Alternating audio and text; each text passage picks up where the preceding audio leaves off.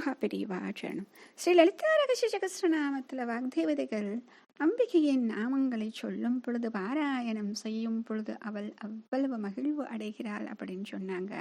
அடுத்தது, இது யாரால் உபதேசிக்கப்பட்டது என்றால் அந்த பரமேஸ்வரனாலேயே உபதேசிக்கப்பட்ட வித்யை என்று சொன்னார்கள். அடுத்ததாக அவள் அந்த நடனம் அப்படின்னு ஒரு விஷயம் இருக்கே, லலிதை இல்லையா?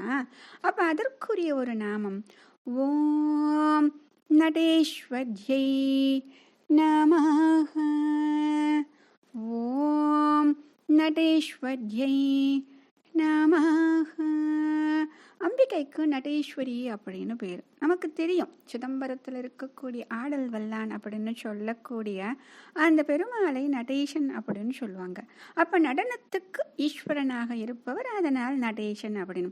இப்ப நடராஜ பெருமான் எப்பொழுதும் இடது பதம் தூக்கி ஆடுபவராகவே நாம பார்த்துட்டு இருக்கோம். அப்ப இந்த நடராஜனுக்கு துணைவியாக இருப்பவளும் நடனத்தில் ஈடுபாடு உடையவளாகத்தானே இருப்பாள், அதில் லயித்தவளாகத்தானே இருக்க முடியும்.